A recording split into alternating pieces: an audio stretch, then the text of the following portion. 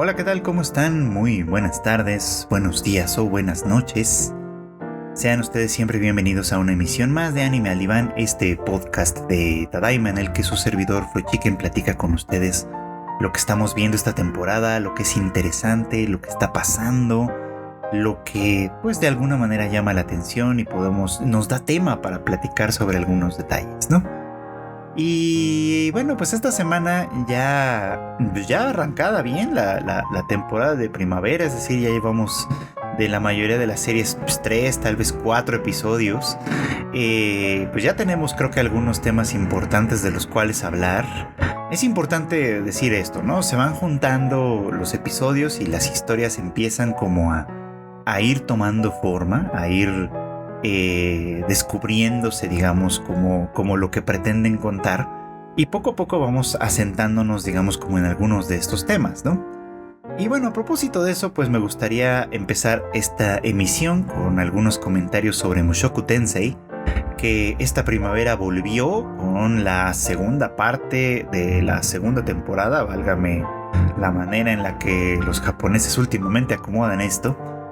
Y que bueno, es una serie que siempre ha dado mucho de qué hablar, me parece, ¿no?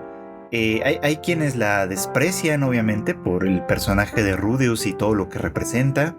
Hay quienes la ensalzan como la cosa más importante, más impresionante que se haya escrito alguna vez. Y habemos quienes le encontramos ciertamente puntos interesantes, pero que al mismo tiempo la miramos con ojos de... con ojos de suspicacia, vamos a decirlo así, ¿no? Porque ciertamente el argumento que plantea no es uno muy usual. Bueno, últimamente tal vez sí, en el sentido de que es un isekai, ¿no? Una serie que inicia o que parte de la idea de que una persona de nuestro mundo normal se va a un mundo de fantasía, ¿no? Pero que lo lleva a muchos extremos, ¿no? Desde que nuestro personaje protagónico, Rudeus, originalmente era un hombre ya adulto que vivía como hikikomori, es decir, encerrado en su casa, sin contacto con nadie, despreciado por la sociedad, vamos, ¿no? Y que luego de un infortunio y de un accidente termina reencarnando, pero sí, literalmente reencarnando desde su nacimiento en este mundo de fantasía, donde conserva algunos recuerdos de su vida pasada, por supuesto, bastantes recuerdos, me parece a mí, que lo hacen de alguna manera una circunstancia muy compleja de juzgar, vamos, ¿no?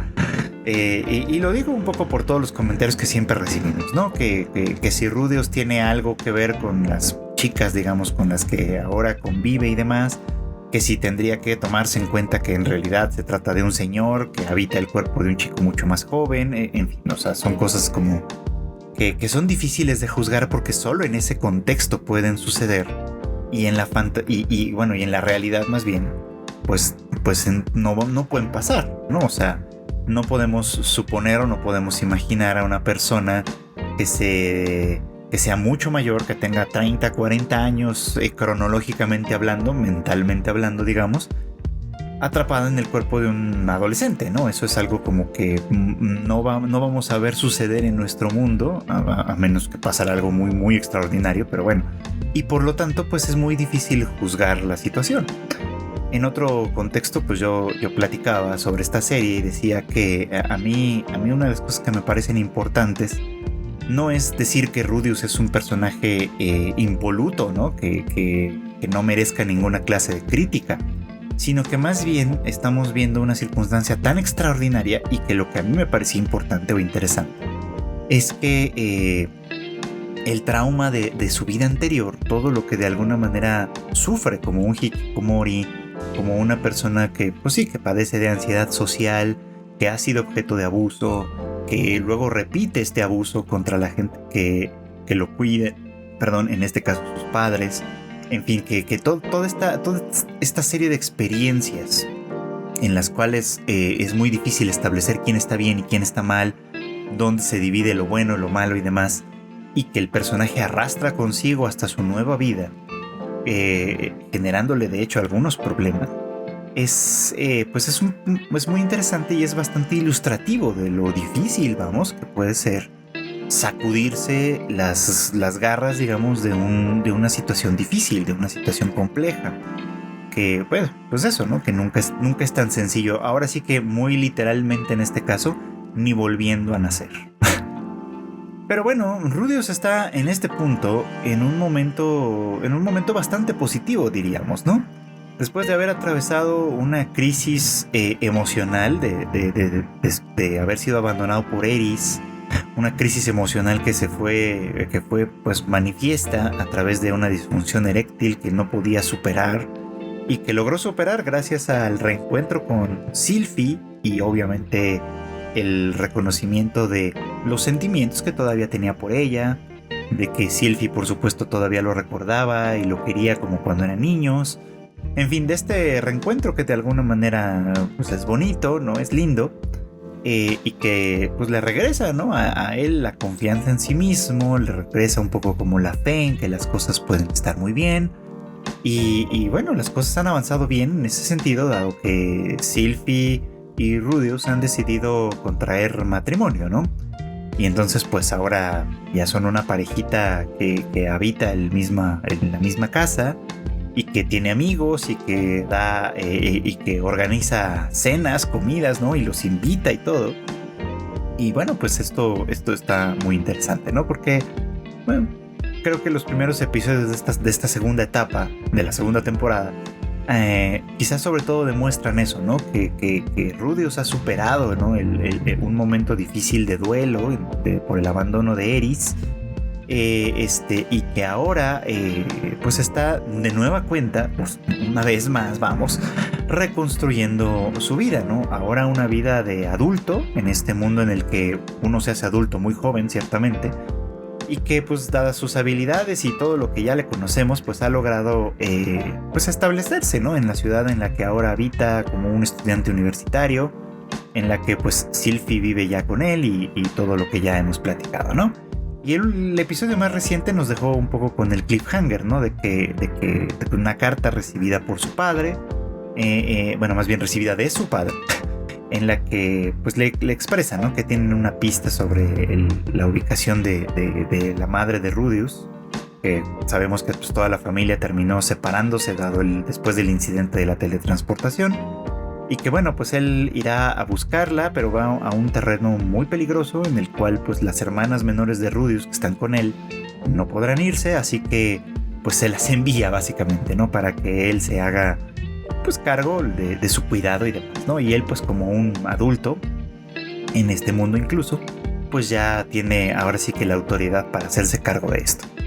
Y bueno, pues vamos a ver a dónde conduce esto. Por lo pronto, pues es interesante que Rudeus ya haya llegado a ser adulto otra vez, ¿no? O sea, ya no es un niño como lo había estado siendo todavía la primera temporada. Ahora es un adulto de nueva cuenta y a diferencia de su vida pasada, es un adulto bastante funcional, como ya decíamos, ¿no? Esa funcionalidad está expresada, ¿no? En todos estos pequeños detalles como tener su casa, tener, pues sí, ahora una esposa, tener amigos, un grupo de amigos, tener estos como pequeños momentos de socialización grupal que de alguna manera demuestran que se ha alcanzado cierta adultez, en fin, o sea, como que todo esto pareciera ya muy resuelto, ¿no? Y uno pensaría, o más bien cabría pensar cuáles van a ser los problemas con los que se va a enfrentar pues más adelante, ¿no? Porque al final de cuentas pues aquí van sucediendo cosas. Pero creo que sobre todo este último par de episodios, lo más interesante ha estado en el otro lado, es decir, en el personaje de Nanahoshi, ¿no? Que como sabemos es una chica que así como él llegó a este mundo invocada, digamos, desde Japón, y que a diferencia de él, que está, pues, que no tiene nada a qué regresar y que de hecho está, pues, tratando más bien de hacer una nueva vida bien en este sitio, Nanahoshi, pues, lo que está buscando más bien es regresar al mundo del que proviene, ¿no? De regresar al mundo del que ya proviene, es decir, al Japón moderno, ¿no? Y bueno, pues en esa búsqueda hay por supuesto algunos puntos interesantes y ciertamente bastante frustración de por medio. Y es que hay que empezar, obviamente, por el detalle, que para nada es menor, de que Nanahoshi, a diferencia de Rudeus, no murió y renació, digamos, como en ese mundo, sino que más bien ella es un resultado del incidente de la teletransportación, vamos, lo que ocasionó todo este desorden, digamos, en el mundo, que ha sido básicamente el principal tema de Mushoku Tensei, pero que pues este incidente básicamente fue lo que a ella la trajo a este mundo, ¿no? Y a diferencia de Rudeus, que repito, ¿no? Nació de nueva cuenta en este lugar, con un cuerpo muy distinto al que tenía originalmente, con un montón de habilidades y aptitudes que originalmente tampoco tenía, evidentemente. Nanahoshi viene pues con su propio cuerpo, pues, ¿no? O sea, ella, a diferencia de Rudeus, fíjense cómo aquí la fantasía es muy interesante. Ella, a diferencia de Rudeus, no tiene que ajustarse a un nuevo aspecto, en cierto modo, ¿no? Esto es importante, ¿no? O sea, Rudeus tal vez, obviamente no lo vimos suceder de una manera tan significativa, pero Rudeus al final del día tiene que pasar por un proceso por el cual tiene que reconocerse en este nuevo cuerpo, ¿no? Tiene que asumir la experiencia corporal, vamos, en esta, pues sí, en este cuerpo en el que ha nacido o renacido, digamos, como en este mundo. Tiene que acostumbrarse a un nuevo nombre, a una nueva imagen de sí mismo, tiene que acostumbrarse pues a muchas cosas. Y a lo largo de la serie hemos ido viendo como esta discrepancia, vamos, ¿no? Esta discrepancia que hay de pronto entre sus experiencias pasadas precisamente y sus experiencias presentes, ¿no? Que es mucho de lo que se critica de la serie, ¿no? Que debería asumirse como lo que viene siendo desde su vida anterior y por lo tanto no involucrarse con adolescentes, aunque en este mundo tenga exactamente su edad y sea perfectamente legítimo que lo hiciera, por ejemplo. Pero en fin, o sea, muchas veces la crítica va un poco como por ahí, porque se supone o se entiende que hay una especie como de continuum, ¿no? En el cual él viene desde ese mundo con todos sus recuerdos, o con una buena parte de ellos al menos, pero solo se integra en este mundo corporalmente hablando, por así decirlo. Es decir, no sé muy bien cómo explicar esto de manera que quede claro, pero la experiencia corporal de Rudeus es bastante significativa y peculiar en este sentido, pues, porque tiene que hacer toda esa transición. Volver a ser un bebé, volver a aprender a caminar, o sea, que sabemos que mentalmente mantenía cierta conciencia de lo que estaba sucediendo. Y por lo tanto, gestos que en otro lado serían inocentes, como ser amamantado por su mamá, por ejemplo, en este contexto ya no son nada inocentes, por supuesto, ¿no? Ya él le pone un contenido, una interpretación, una experiencia, digamos, que sí conecta con su vida pasada. Y eso es lo que es chocante de Rudeus, ¿no? Que de alguna manera su experiencia de vida pasada y su experiencia de vida presente no concuerdan, ¿no? No tienen manera de concordar adecuadamente, ¿no? Y eso lo vuelve muy chocante, porque de pronto ni es una cosa, o sea, ni es una persona que literalmente viene desde otro mundo, desde otro universo, con todos sus recuerdos, con toda su experiencia, con todo lo que de alguna manera viene, ni es del todo una persona nueva, ¿no? Que de alguna manera aprende a relacionarse con su cuerpo y con el mundo de manera natural, pues, o sea, no es una persona normal, digamos, en ese sentido, y por eso es que es tan difícil juzgar. Pero Nanahoshi presenta un problema distinto, y me pregunto si la serie va a ahondar en ello, vamos, ¿no? Porque ella, repito, ¿no? Ella sí viene con su cuerpo original, por así decirlo, ¿no? Y con su edad original. O sea, ella a diferencia de Rudeus, no tuvo que pasar por todo el proceso de nacer, crecer y demás, ¿no? Sino que ella simplemente, a través del incidente de la teletransportación, ella simplemente llegó a este mundo, ¿no? Y tiene que adaptarse a él, de tal forma que es comprensible, me parece a mí, a diferencia de lo que sucede con Rudeus, es comprensible que Nanahoshi rechace lo que está sucediendo en este mundo, ¿no?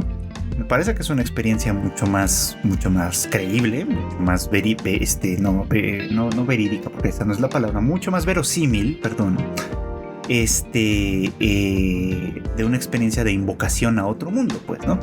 Porque lo hemos visto en muchos isekai, ¿no? El invocado, que generalmente es un tipo súper poderoso, que de pronto supera cualquier dificultad que tuviera en vida anterior, por supuesto, y se convierte en el centro o en lo más importante, rodeado de chicas y todo lo demás. Bueno, es muy interesante cómo a menudo estas fantasías, que no suelen ser tan verosímiles, pareciera que es muy fácil para el protagonista olvidarse por completo de lo que vivió en su vida pasada. Y en algún momento se justifica, ¿no?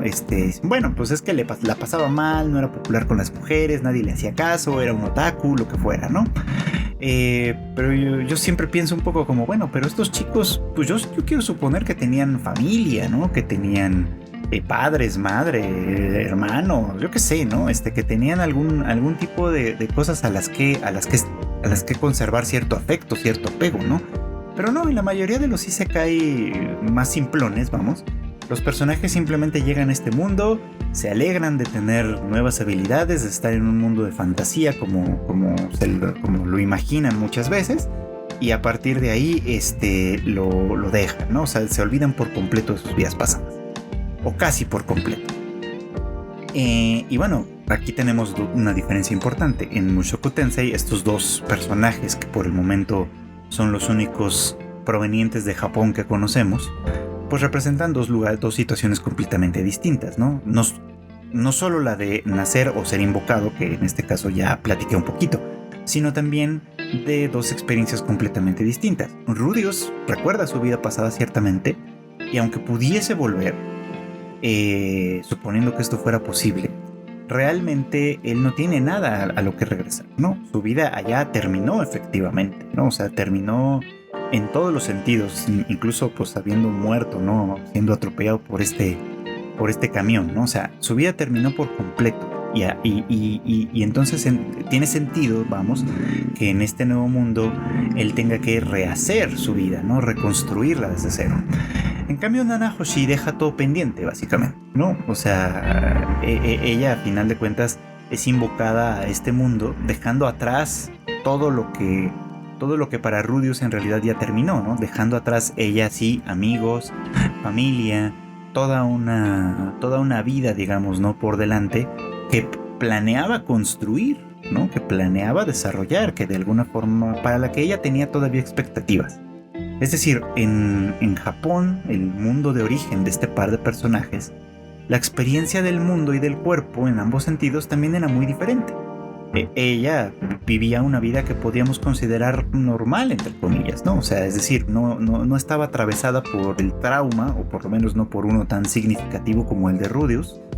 Y por supuesto que tenía buenas expectativas y esperanzas en el mundo, ¿no? Y ahora en este sitio, en este nuevo lugar donde se encuentra ahora, pues ciertamente no tiene esas mismas expectativas o esperanzas. Podría hacerlo, ciertamente también, ¿no? Porque, bueno, es evidente que para este punto ella ya se ha hecho de un lugar en el mundo, ¿no? Un lugar ciertamente un tanto aislado, si quieren, un tanto cerrado, pero cuenta con un lugar, ¿no? Y las habilidades que ha desarrollado para sobrevivir en este mundo le resultan ciertamente útiles, ¿no? Ella las está usando no solo para eso, sino para mantener de alguna manera la esperanza de poder regresar al mundo al que ella originalmente pertenece y que se resiste a abandonar del todo, por supuesto, ¿no? Pero ciertamente lo que ella misma evidentemente ha construido para sí, pues ya le permitiría establecer y restablecerse en este mundo como una habitante más, ¿no? Pero pues no es fácil separarse de todo aquello que le ha sido arrebatado, vamos, en este caso, ¿no? Y bueno, pues insisto de nueva cuenta, ¿no? La experiencia de que ella tiene su propio cuerpo en este mundo, pues es un recordatorio constante de que ella realmente no pertenece aquí, ¿no? O sea, ella no ha tenido que ajustarse como lo ha hecho Rudius. Ella simplemente se da cuenta que está en un sitio en donde ella no pertenece en donde ella a final de cuentas tendría que habitar un lugar diferente, tenía que tener otras experiencias distintas. Y vamos a ver hacia dónde nos lleva su dilema, ¿no? O sea, yo creo que el de ella es muy interesante en ese sentido. Si de verdad logrará regresar a Japón, ¿cuál será su experiencia en ese sentido, no? Porque, bueno, obviamente surgen muchas dudas. ¿Logrará regresar en el mismo momento espacio-temporal en el que se fue, de tal manera que pueda retomar su vida? Que ella entonces en ese caso viviría una experiencia distinta, ¿no? De haber vivido un cierto tiempo, un año o más, no sabemos cuánto, en este mundo de fantasía, y regresar de pronto con un año extra de experiencia, pero al mismo sitio del que partió. O por otro lado, si regresará como quien desaparece y vuelve a aparecer, tal cual, ¿no? Pasado el tiempo, encontrándose con un mundo en el que todo el mundo ya la habrá olvidado, por ejemplo, ¿no? O ya la habrá, pues sí, puesto atrás en sus vidas, ¿no? Dejado atrás como un duelo, como el duelo por alguien que ha fallecido, quizá, ¿no? Y entonces ella regresaría de los muertos, ¿no? De entre los muertos, vamos, ¿no? En cierto modo. En fin, creo que esta búsqueda y esta cuestión plantean asuntos interesantes, que mi expectativa, mi deseo es que la serie explore un poquito más, porque me parece que es una gran contraparte al tema de Rudeus y nos puede servir un poco como para pensarlo también, pues desde otro lugar. Y hablando de pensar las cosas desde otros lugares, esto pues está complicado, creo yo, hablar sobre esta serie romántica que estamos viendo esta temporada, A Condition Called Love, que pues sí podría traducirse también como una enfermedad llamada amor, y que bueno, ha generado creo que toda clase de conversación en cuanto al personaje de Hananoi, el protagonista principal de esta serie, que junto con Hotaru están pues sí, experimentando una cierta relación que todavía no es del todo romántica, pero que cierto modo pues va por ahí, ¿no? Es difícil todavía hablar de esta serie, creo yo, con todo, porque insisto, ¿no? El propio personaje protagónico de Hananoi es complicado, ¿no? Puede ser un personaje muy censurable, en cierto modo, no al nivel de Rudeus, ciertamente, ¿no? Pero sí censurable en cierto modo, pues, ¿no? Y ya lo platicábamos en otro momento, ¿no? Para quien no escuchó aquel otro episodio, pues le comparto un poco algunas de las ideas resumidas, ¿no? En esta serie, en A Condition Called Love, pues nuestro protagonista Hananoi es un chico a quien vemos ser, terminar una relación. Lo vemos en los primeros momentos, digamos, de la serie, como una chica pues termina con él de una manera muy ruidosa, y Hotaru, la otra protagonista, pues lamentablemente ve esa escena, ¿no? Y bueno, ellos están en dos situaciones completamente distintas, ¿no? Hananoi es un estudiante de la misma preparatoria que ella, muy atractivo, muy llamativo, obviamente muchas chicas pues están interesadas en él. Él parece que siempre tiene alguna novia, entonces pues es como el típico chico popular, sociable, que va brincando de una relación en otra, como pues muchos adolescentes suceden, ¿no? Y ella es bastante peculiar en ese sentido, ¿no? Empezando por su aspecto físico, pues se nos da a entender que es una chica que, pues si bien no es fea en realidad, pues tampoco es una chica particularmente atractiva, solo es pues una chica normal, ¿no? Y que además pues la peculiaridad que ella sí tiene es que en este punto de su vida ella no está realmente interesada en el amor o en el romance, ¿no? Ella al contrario piensa que su vida es bastante satisfactoria así como es, ¿no? Con su familia, que ya hemos visto que es una familia muy dicharachera y muy unida, y algo numerosa ciertamente, y que bueno, pues por otro lado pues también tiene amigos y demás, entonces que realmente no siente ella que su vida necesite una cuestión como un romance, por supuesto, ¿no? Pero luego de ver la ruptura de Hananoi y verlo a él pues andar ahí tristeando en un parque, dejando que la nieve le caiga encima muy dramáticamente, pues ella lo cubre con su paraguas y a partir de ahí pues él queda pues prendado de ella definitivamente, ¿no?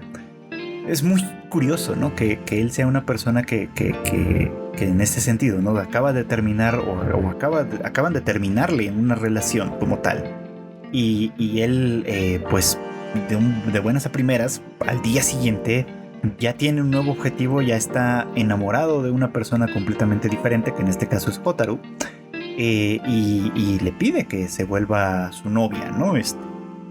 Y bueno, a partir de ahí empieza este problema, ¿no? Esta cuestión. Porque pues ella en principio lo rechaza, él pues de alguna manera insiste obviamente pues en seguirse acercando a ella, por supuesto.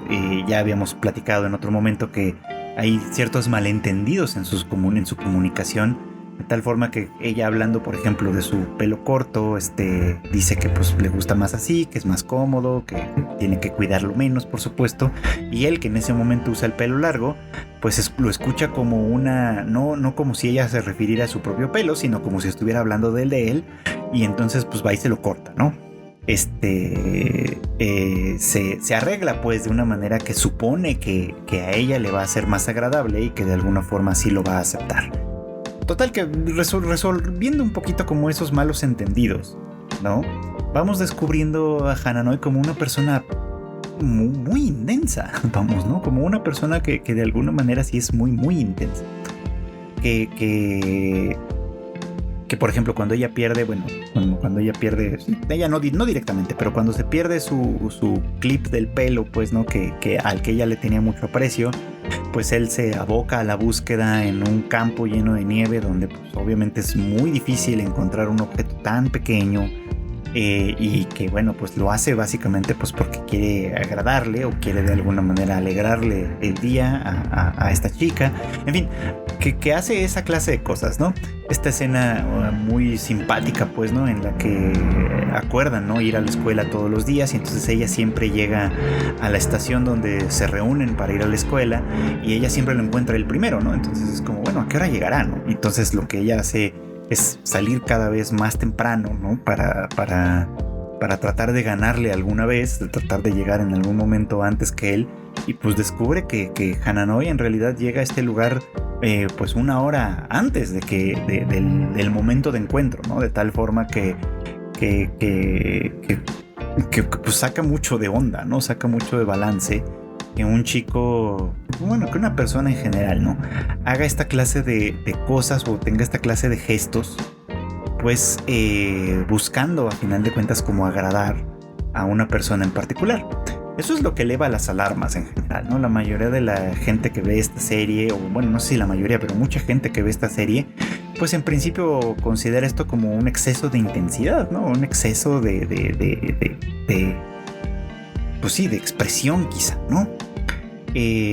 Obviamente habrá quien diga que no, habrá quien diga que al contrario, ¿no? Es pues es una perfecta y bastante encomiable expresión de amor, ¿no? Y bueno, creo que en buena parte o en buena medida la dificultad a la que nos presenta este personaje y este par de personajes en general es que los dos parecen estar en posiciones muy muy diferentes de una circunstancia dada, ¿no? Yo platicando un poquito en otro contexto decía que me parecía que él vive como muy muy en las nubes, ¿no? Está en una idealización muy muy muy muy compleja, pero muy muy elevada, vamos a ponerlo así. Y ella en realidad es una chica demasiado, probablemente en el otro extremo, demasiado centrada en el suelo, vamos, ¿no? Demasiado con los pies muy en la tierra, vamos a ponerlo así, ¿no? Entonces esa discrepancia que hay entre ambos es un abismo que de alguna forma parece en una primera instancia bastante difícil de superar, ¿no? O sea, mientras que él afirma constantemente, ¿no? Que pues ella es la chica para él, que de alguna manera, a pesar de que hasta hace unos pocos días, vamos, en un momento dado, él estaba con una persona diferente.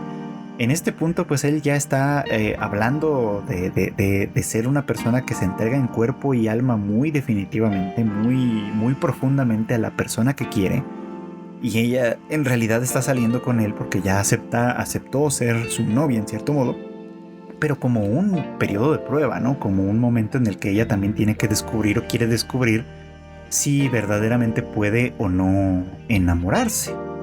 Y bueno, pues cierto es que que esta discrepancia, digamos, que esta distancia, diferencia entre la experiencia de ambos, pues ocasiona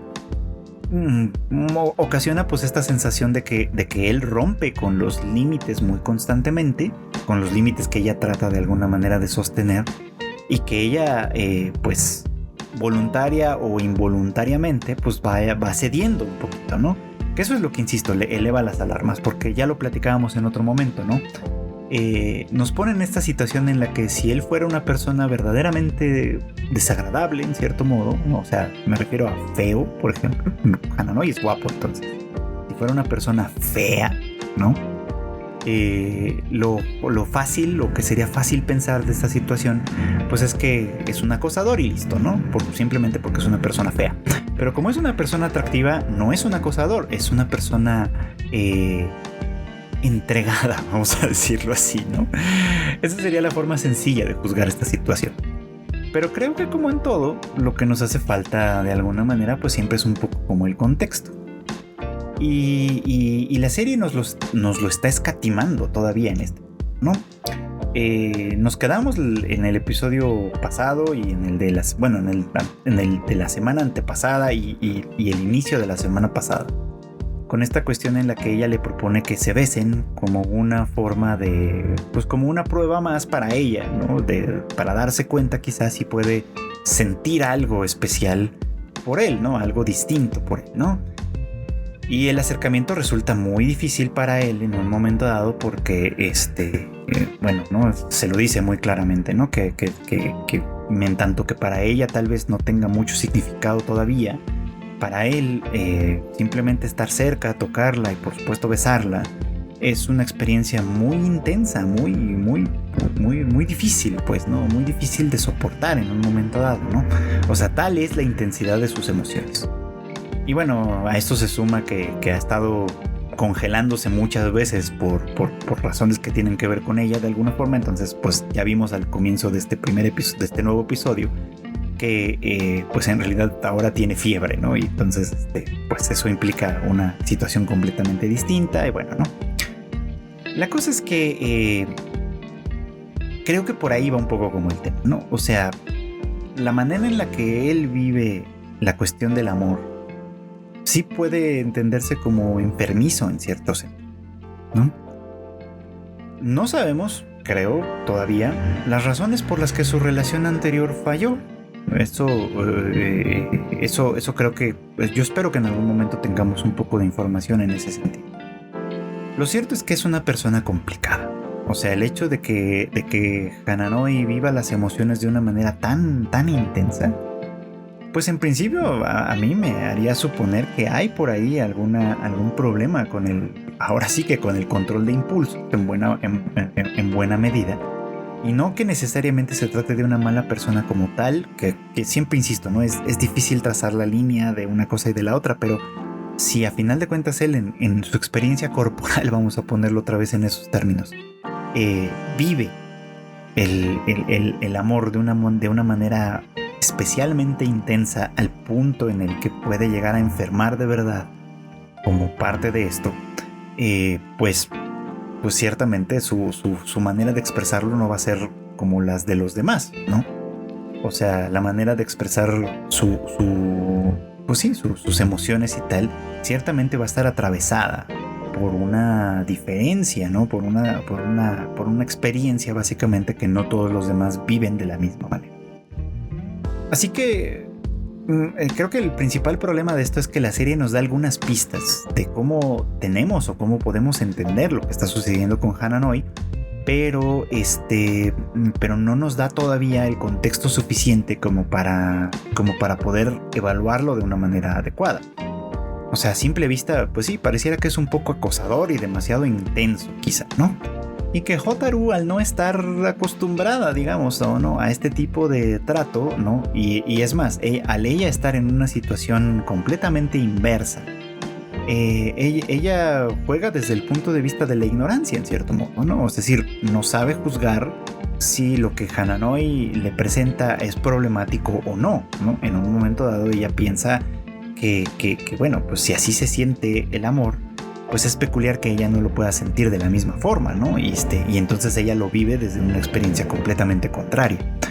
Lo único que ella registra con la honestidad, digamos, que le caracteriza en cuanto a sus propios sentimientos, es que se siente cómoda con él, ciertamente, que con él vive experiencias que son enteramente nuevas, es decir, que por lo menos ella sí puede trazar una diferencia entre la amistad que tiene o que puede haber tenido con otras personas y la amistad / romance que mantiene con Hananoi, que sí hay como una diferencia entre unas y las otras, por supuesto, y que estas experiencias que vive al lado de Hananoi son nuevas, lo suficientemente nuevas como para ser interesantes, atractivas para ella misma, ¿no? Como para no querer dejar de vivirlas en buena medida, ¿no? Es decir, que a pesar de lo que a nosotros pueda parecernos como muy intenso por parte de Hananoi, precisamente la experiencia de Hotaru, que parte de un lugar diferente, en el que creo que no mucha gente piensa como tal, pues hace que ella lo viva desde un lugar bien distinto al que sería la norma, pues. Y con eso estoy diciendo algo que me parece relevante. Ninguno de los dos en realidad puede decirse que esté dentro de la norma. O sea, ella vive con las emociones en ese sentido un tanto como soslayadas, como sacadas de la conciencia, expulsadas, digamos, de la conciencia en buena medida. Y él, al contrario, las tiene como muy a flor de piel, de tal manera que tienen esta representación que decía yo, ¿no? Él vive muy en el aire de la idealización y ella muy en la tierra, ¿no? De tal manera que su aproximación a las cosas es de pronto muy extra objetiva, por así decirlo, ¿no? Y entonces el punto de encuentro entre ambos es ciertamente difícil de alcanzar. Por el momento, pues obviamente tenemos todavía esta discrepancia, ¿no? Ella se siente cómoda con él, le gusta vivir experiencias nuevas, pero no sabe o no siente o no puede distinguir quizá si lo que siente por él es definitivamente amor o no, ¿no? O simplemente es algo diferente, ¿no? Y en cambio él pues se siente completamente enamorado, encandilado por ella, ¿no? Y al punto en el que simplemente acercársele demasiado puede ser pues un poco como doloroso, intenso para él, ¿no? Y entonces es una situación complicada en la que creo que a mí al menos me intriga todavía lo suficiente como para seguir adelante. Ayuda mucho que los dos personajes al final del día me caen bien, son agradables, son simpáticos, pero ciertamente sí plantea una dificultad en cuanto a la interpretación o el análisis de esta serie, ¿no? Porque lo que nos presenta es muy fácilmente descartable, ¿no? O sea, el tipo es problemático, ciertamente. Pero a mí lo que me interesa saber es qué es lo problemático de verdad. No me quiero quedar con la superficie porque creo que aquí no va por ahí. Creo que de alguna manera lo que él presenta como problemático es algo que va un poquito más allá y al menos en este punto todavía estoy dispuesto a descubrir. Y bueno, no quiero dejar pasar la ocasión para platicar todavía un poquito sobre la tercera temporada de Sound Euphonium, que creo que en mi voz se escucha lo emocionado que me tiene esta serie. Y es que, bueno, no es para menos, ¿no? La verdad es que ha sido un gran viaje, ha sido un gran encuentro, grandes personajes. Y la tercera temporada pues es prometedora en cuanto a que los conflictos, digamos, ¿no? Los problemas que surgen pueden ir tomando una forma bien diferente. Porque decía yo la vez pasada, ¿no? Bueno, no sé si la vez pasada, pero decía yo en otra ocasión que me parecía que la segunda temporada podría haber sido un final, ¿no? Porque resolvía la mayor parte de las cuestiones, porque de alguna manera en todo ese primer año de Kumiko y Reina y demás, pues muchas cosas que se planteaban quedaban bien, sobre todo las más importantes me parece a mí, de alguna manera alcanzaban un punto que desde cierto nivel podría ser satisfactorio. El problema de esta serie, creo yo, pues está un poco como en su en su manera de contarse, ¿no? O sea, el segundo año, decíamos, pues pasó un poquito como más desapercibido porque, pues primero porque sucede en una película, bueno, en dos si contamos Liz and the Bluebird, pero sucede mayoritariamente en una película. Bueno, tres si contamos Ensemble Contest, ¿no? Que también tiene algo que ver por ahí. Pero bueno, en fin, en todo caso, pasa un poco como desapercibido porque es como un año de transición quizá, en el cual muchas cosas tal vez no cambian demasiado, incluso la orquesta pues no llega tan lejos, ¿no? Como en el primer año, se quedan en el concurso de Kansai. Y en realidad pues solo se nos integra a nuevos personajes, especialmente creo que lo más importante es la integración del personaje de Kanade, ¿no? Que es una chica que, pues ya para la tercera temporada, digamos, es una chica que ya va en segundo año, que también es una intérprete del Eufonio, y que, bueno, en su momento pues planteó un regreso del dilema, ¿no? De las audiciones, ¿no? De ser mejor que otro personaje, o mejor que algún otro, pues, y por lo tanto dejar fuera del concurso, ¿no? Del equipo de concurso, digamos, a alguien que lleva más tiempo, ¿no? Y que de alguna manera se podría considerar como injusto. Bueno, ese era un poco como el conflicto que planteó Kanade en su momento, pero que ahora se ha convertido pues ya en una aliada más o menos incondicional de Kumiko, me parece a mí.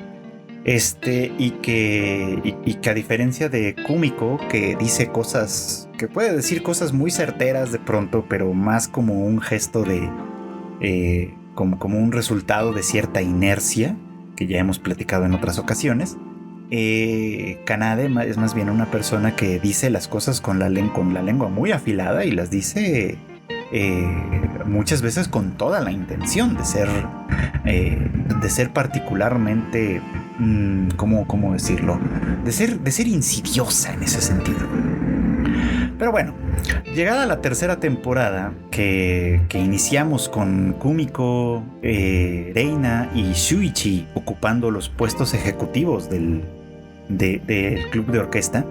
En este caso, Reina actúa un poco, bueno, lleva el papel de la bastonera, que es pues sí, ¿no? Como una líder visual, atractiva en cierto modo, ¿no? Que dirige a la orquesta, sobre todo en el festival, en el Sun Festival, pues, donde se trata de una orquesta que va tocando al mismo tiempo que va marchando, por supuesto, y que por lo tanto Reina se convierte en la imagen, digamos, como de la orquesta, lo cual no es menor, y que pues Kumiko y Shuichi ocupan los puestos ejecutivos de verdad, digamos, como en el sentido de ser presidenta y vicepresidente respectivamente, ¿no? Y bueno, Kumiko como presidenta del club obviamente enfrenta los mismos problemas a los que se enfrentaron Yuko y Haruka, ¿no? Sus antecesoras, digamos, en esta misma posición. Y ahora pues el reto obviamente sigue siendo el mismo de siempre, ¿no? Llegar a las nacionales y eventualmente, ¿no? Que el objetivo ha crecido, porque ya no se trata solo de llegar a las nacionales, sino de conseguir el premio, el primer premio, ¿no? El premio de oro en la competencia. Recordaremos que en el primer año, es decir, al final de la segunda temporada, efectivamente alcanzan el concursar en las nacionales, pero Kitauji se queda con el premio de bronce. En el segundo año, que vimos en esta película de Our Promise, la orquesta se queda en el concurso de Kansai, es decir, en el concurso regional.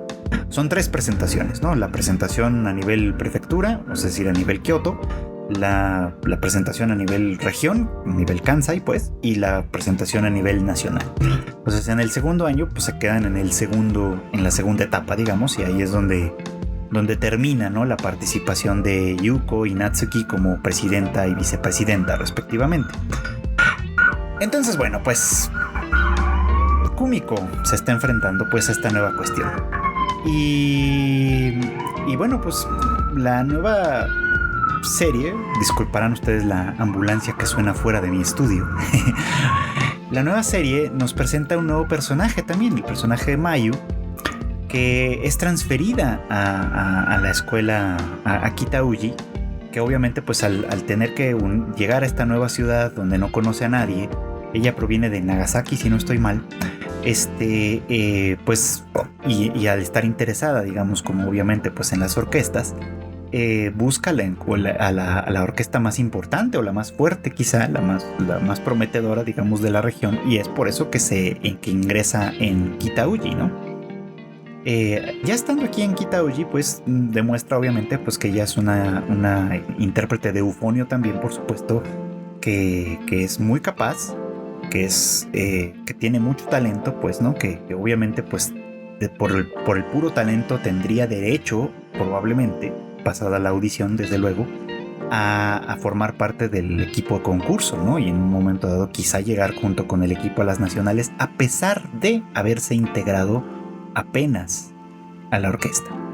Y es que esto que nos está presentando la serie revive de alguna forma pues los viejos traumas, ¿no? Los viejos traumas que vimos desde la primera temporada, ¿no? El hecho de que pues a la orquesta se unen nuevos integrantes que son novatos en cuestiones de orquesta, ¿no? Y que por ello, de entrada, se pensaría que es muy difícil que logren una posición en el equipo de concurso, ciertamente, ¿no? Pero tenemos otros dilemas adicionales, ¿no? Por ejemplo, ahora tenemos 3 eufonios, ¿no? Otra vez. Que ya tuvimos ese dilema en el primer año, por supuesto, ¿no? Cuando el equipo de concurso implicaba la existencia de tres eufonios, básicamente, ¿no? Y que al final se elige para participar únicamente a 2, ¿no? A Asuka y a Kumiko, dejando de lado a Natsuki, que pues al ser superior en grado a Kumiko, pues en teoría tendría que haber participado, ¿no? Cosa que se resuelve en el segundo año, ¿no? Cuando la orquesta, bueno, la audición la superan, pues básicamente 3, ¿no? 3 eufonios, ¿no? Y en ese caso participan las 3 juntas, Natsuki, Kumiko y Kanade, ¿no? Resolviendo de alguna manera ese problema. Ahora, de nueva cuenta, tenemos 3 eufonios, ¿no? Tenemos el eufonio de Kumiko, evidentemente, el eufonio de Kanade y el eufonio de Mayu, ¿no? Y bueno, la cuestión es que Mayu es una intérprete tan buena, digamos, ¿no? Que en realidad podría competir o incluso superar a Kumiko, ¿no? Y ahí pues tenemos una cuestión que puede ser relevante o no, ya veremos más adelante, según lo que se decida en cuanto a la orquesta, ¿no? Porque si alguna libertad tienen esta cuestión de orquestas, como hemos ido aprendiendo, es que obviamente las audiciones eligen a los mejores intérpretes en estas audiciones, pero puede haber instrumentos desiertos. Y lo único que en este caso el profesor Taki tendría que hacer para remediar esta cuestión, pues es hacer ajustes, digamos, en la forma en la que la orquesta interpreta una pieza dada, para que el sonido no se vea afectado de una manera significativa, pues, ¿no? Si suponiendo que los 3 eufonios no sirvieran o no fueran suficientes y tuviera que dejar el puesto desierto, pues tendría que hacer ajustes con otros instrumentos probablemente, ¿no? En fin. La cuestión es que toda esa clase de ajustes se pueden ir haciendo en mayor o menor medida. Obviamente hay cosas que son absolutamente indispensables, pero que en mayor o menor medida se van haciendo y que pues van a determinar obviamente pues el retorno de este conflicto. De hecho, ya en principio hemos visto la primera parte, ¿no? Precisamente como estos primeros 3 episodios han estado centrados en la presentación del Sound Festival, digamos como evento de orquestas que marchan. Reina ha sido pues la encargada de practicar con toda la orquesta, con todo el equipo, ¿no? Y bueno, ha sido particularmente estricta con los novatos, ¿no? Que son personas que, pues, insisto, no están acostumbradas a tocar y pues mucho menos van a estar acostumbradas a tocar al mismo tiempo que van marchando al unísono, ¿no? Lo cual, la posición de Reina, que es una chica muy estricta, lo sabemos, ¿no?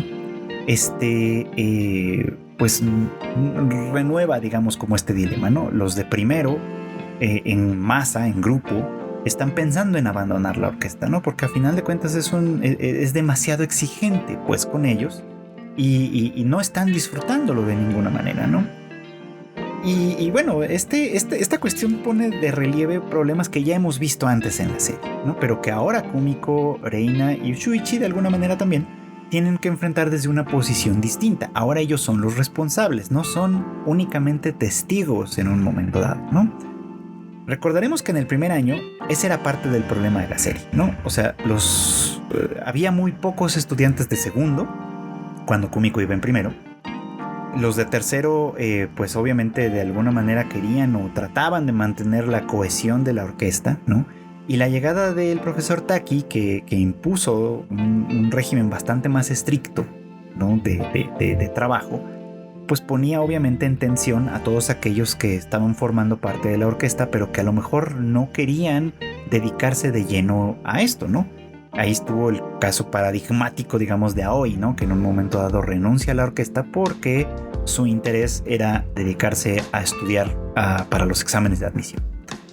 Pero hay un efecto contrario en Natsuki, por ejemplo, ¿no? Que era de los miembros que eran del segundo año, que habían sobrevivido como a una especie de gran purga que había sucedido el año anterior, y pero que no participaba mucho en la orquesta, es decir, que prácticamente no ensayaba, simplemente hacía como acto de presencia, pero sin estar como tal ahí, ¿no? Y que pues con el movimiento de la orquesta pues renueva sus ánimos y retoma el instrumento. O sea, pasan dos cosas completamente distintas, ¿no? Pero el trauma resistía, ¿no? O sea, el trauma de que los alumnos que formaban parte de la generación de Natsuki y de Yuko pues habían abandonado la orquesta en términos muy negativos, por supuesto. Había sido una situación que prácticamente casi rompe con el club y que se renueva un poco cuando Nozomi intenta regresar, por supuesto, ¿no? Que ese ya es un asunto un poquito distinto, ¿no? Pero la cuestión es esta, ¿no? O sea, que pone de relieve un conflicto que ya conocíamos, decía yo, y es el conflicto entre el individuo y el individuo y el grupo, por así decirlo, ¿no? La primeritita temporada de Sound Euphonium ya lo planteaba, ¿no? Y lo platicábamos en uno de los especiales que compartí con ustedes las semanas pasadas, ¿no? Reina plantea su posición desde el punto en el que quiere ser especial y quiere ser visible, y por eso es que toca un instrumento, y por eso es que toca la trompeta, claramente, ¿no? Que es un instrumento, pues vamos, muy visible, muy significativo, ¿no? Ella quiere ser especial, quiere destacar. Y en una orquesta se necesitan ambas cosas. Se necesita encontrar un delicado equilibrio entre destacar como individuos, como instrumentistas, vamos, como músicos, pero al mismo tiempo funcionar en conjunto, ¿no? Con una orquesta. Con una orquesta que obviamente pues tiene distintos niveles, sobre todo, ¿no? O sea, esta no es una orquesta profesional, es una orquesta de estudiantes, en donde a lo mejor algunos, como Reina, tienen muy claro que van a ir hacia la escuela de música y se van a dedicar a ello. Y otros, como Kumiko, no lo tienen tan claro, ¿no? Y algunos otros, muy probablemente ni siquiera lo están considerando como una opción de carrera, ¿no? Ahí pensaría yo en el caso de Hazuki, ¿no? Que si bien ha avanzado muchísimo en su trabajo con la tuba, que pues ya básicamente tiene 2 años tocando la tuba, obviamente todavía no está al nivel en el que podría pensar, suponiendo que lo hiciera, en una carrera dedicada a la música, ¿no? O sea, ella puede bien formar parte de orquestas amateurs y demás, ¿no? Pero más que eso, sería muy difícil que ella lo pudiera considerar como tal, ¿no? Es decir, pero al final de cuentas la orquesta de Kitaoji está formada por todo ese espectro de personajes, desde los novatos que apenas están involucrándose en ello y apenas están conociendo el instrumento que van a tocar y apenas de alguna manera se están familiarizando con ello, hasta los más expertos y más desarrollados, como bien pueden ser Reina, Kumiko, ciertamente, Mayu y demás, ¿no? O sea, en todo ese espectro de personajes está el dilema de integrar una cuestión en la cual el individuo y el grupo encuentren esa armonía, que es lo que van a necesitar no solo para llegar a las nacionales, sino para ganar el premio que están buscando, para ganar el oro, ¿no? Entonces es un delicado equilibrio, y ciertamente Kumiko y Reina se están enfrentando a ello. Y aquí es fundamental la relación que ellas dos mantienen, ¿no? Dejando de lado el tema del queerbait, que sigue siendo todavía una cuestión que arde y que molesta a muchos fans. En realidad aquí creo que lo importante va a ser muy bien esto, ¿no? y que creo que tiene que ver con la parte sexuada, y me gustaría mucho hablar más de esto en otra ocasión. Creo que ahora el tiempo nos va a comer un poco, pero me gustaría hablar más de esto en otra ocasión, ¿no? La parte sexuada se vuelve menos importante. En el segundo año, en Our Promise, Kumiko y Shuichi intentan salir como novios en un momento dado, ¿no? Y eventualmente los dos deciden que no es el momento, porque a ambos, y a Kumiko más de una manera más importante, me parece a mí, les interesa más la orquesta en este momento. Les interesa más dedicar el tiempo a la orquesta, dedicar el tiempo y el esfuerzo a desarrollarse en ese terreno, y el romance como tal pues les estorbaría, por supuesto, ¿no? Entonces, dejando de lado si en algún momento lo van a volver a intentar o no, si van a querer salir de nueva cuenta o no, es un punto importante que ellos hacen a un lado este aspecto de su relación, ¿no? De la relación que ellos mantienen de alguna forma, para centrarse en otro aspecto que en este punto les es más importante. Y la relación entre Kumiko y Reina, que es muy diferente en ese sentido, porque es una relación que yo he descrito un poco como de almas gemelas en buena medida, que comparten una misma pasión, que comparten ciertos anhelos, pero que están desfasadas en el tiempo, ¿no? O sea, para Reina muchas cosas ya son muy claras en este punto. Y sigue demostrándolo, o sea, lo demostraba desde la primera temporada y lo continúa demostrando en esta nueva temporada, ¿no? O sea, para Reina las cosas son tan claras como que ella ya tiene decidido desde hace mucho tiempo que se va a dedicar a la música, y que a lo que sigue es, pues obviamente, el conservatorio, yo qué sé, ¿no? Y Kumiko todavía no está en ese nivel, todavía no está en ese punto. Yo creo que va a llegar, me parece que de hecho la serie también nos está anticipando que este conflicto va a renacer, ¿no? Con su padre, que en su momento ya frustró las intenciones de Mamiko, de la hermana mayor de Kumiko, y fue todo un tema de solución en la segunda temporada de la serie. O sea, ahora este conflicto se está volviendo a presentar, porque obviamente pues Kumiko está en el punto en el que ella tendría que estar estudiando, preparándose para la universidad. La cuestión es, ¿preparándose para qué universidad? Si Kumiko va a dedicarse a la música, obviamente lo que está haciendo es correcto, ¿no? Ser presidenta del club de orquesta, funcionar en ese sentido y seguir mejorando sus habilidades es lo que necesita para poder ingresar a una universidad de música, que es lo que además Reina ya de alguna manera le implicó, ¿no? Que a ella le gustaría que siguiera ese camino. Kumiko no lo tiene tan claro todavía, pero así ha sido siempre. Han estado en esta comunicación muy, muy, muy gemelar, por así decirlo, porque son como de verdad dos personas que se complementan muy, muy bien, que se vinculan muy, muy bien, dejando de lado la posibilidad, suponiendo que existiese, de que esta relación trascienda a un terreno también sexuado. Pero en este punto como tal, combinan muy bien a pesar de este desfase, a pesar de que no están en ese mismo terreno. ¿Qué sucederá cuando Kumiko de alguna manera alcance a Reina psicológicamente hablando en ese tenor?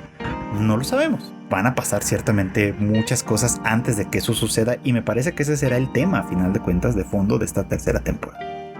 Entonces es muy interesante lo que plantea, tengo mucha emoción de ver hacia dónde va, y por supuesto que de una vez les anticipo, muy probablemente esta serie va a estar repitiendo constantemente en este podcast, hablando de distintas series. Todavía tengo pendientes, obviamente, hablar de Kaiju No. 8, ya se vienen los estrenos de Demon Slayer y de My Hero Academia, que seguramente también se comerán alguno de los espacios de interés de esta serie. Obviamente hay mucho que decir sobre Train to the End of the World más bien, y Astronaut, que todavía tenemos por ahí pendiente platicar un poco más. En fin, va a ser una temporada rica en comentarios, pero sí les anticipo que Sound Euphonium para mí se está llevando el mayor interés todavía, y probablemente lo va a seguir haciendo. No por nada es una de mis series favoritas de toda la vida, y la que yo considero que es, al menos hasta el momento, como franquicia general, la obra maestra de Kyoto Animation. Y bueno, pues esto es todo por hoy. Gracias como siempre por acompañarme en el Anime al Diván. Ya saben ustedes, este podcast se emite todos los miércoles en algún momento del día.